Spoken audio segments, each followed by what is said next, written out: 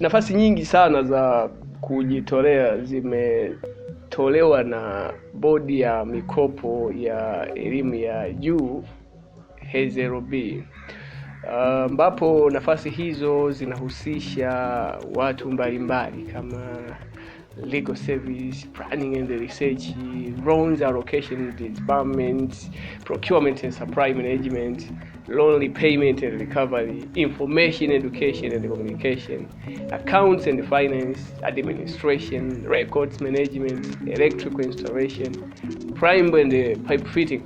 Hizi ni nafasi ambazo zimetolewa kwa wingi kabisa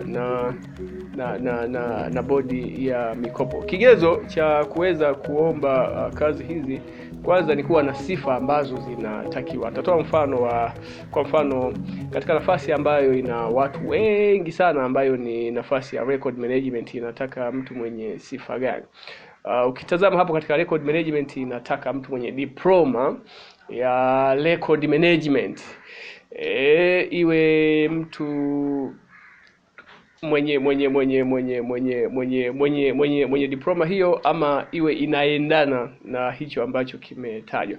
Lakini ukiachilia mbali, kuna nafasi nyingine ambayo ina waombaji wengi sana, ambayo ina nafasi nyingi, na nafasi 20. Loan repayment and recovery. Hii loan repayment and recovery hii inataka mtu mwenye sifa gani? Inataka mtu mwenye degree ya finance, degree ya accounting, degree ya economics, degree ya business administration, ama inayoendana na hiyo. Lakini kuna eneo ambalo walimu wanauliza kwamba wanahusika wapi. Kwa mfano, kuna hii hapa nafasi ambayo iko katika upande wa kuna hii hapa information education and communication. Sasa hapa katika nafasi hizi ndio zimebeba kundi kubwa. Kuna bachelor degree in mass communication, kuna public relation, kuna journalism, kuna communication studies, ama inayoendana na kitu ambacho kimeelezwa hapo inaweza ikasaidia. Kwa mtu ambaye anaweza akawa na shahada ya ualimu, unatuma tu maombi yako. Sasa kingine ambacho kinaulizwa sana ni kwamba katika nafasi hizi tunatumaje, kwamba hakuna mfumo wa moja kwa moja ambao unaweza ukamsaidia mtu kuweza kutuma. Unatuma moja kwa moja kwenda posta.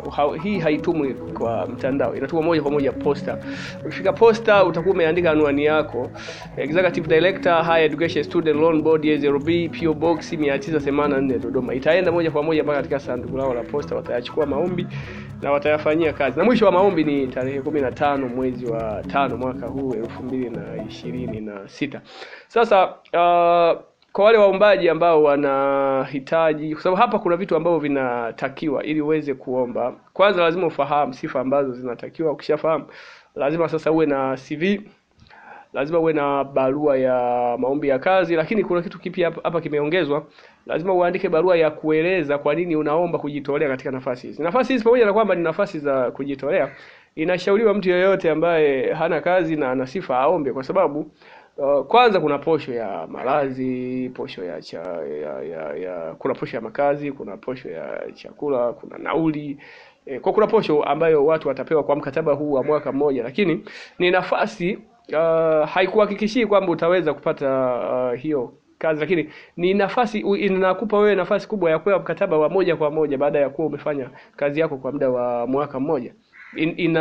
Inakupa nafasi. Kwa hiyo ni nafasi nzuri sana ya wewe kuweza kuajiriwa baadaye na bodi ya mikopo ya HESLB. Sasa kwa mtu ambaye anahitaji kuomba, lazima uwe na CV, lazima uwe na barua ya maombi ya kazi, lakini lazima uandike barua ambayo lazima uandike waraka fulani ambao unaeleza kwa nini unaomba kazi hii ya kujitolea HESLB. Sasa vyote hivyo sisi tunavifanya. Ukihitaji CV, ukihitaji barua ya kueleza, ukihitaji barua ya maombi ya kazi hizi za kujitolea katika bodi ya mikopo HESLB, gusa linki hapo kwenye comment ya kwanza kuna linki ambayo itakupeleka katika mtandao wa WhatsApp. Utaweza kuwasiliana nasi na tunaweza kukuandalia vitu vyote hivyo, CV, barua kueleza kwa nini unaomba kazi Rose pamoja na barua ya maombi hayo ya kazi, pamoja na huo waraka unaoeleza kwa nini unaomba kazi. Kwa hiyo nafasi nzuri sana ambazo kwa yeyote ambaye ana sifa anashauriwa aweze kuomba. Niwatakie siku njema.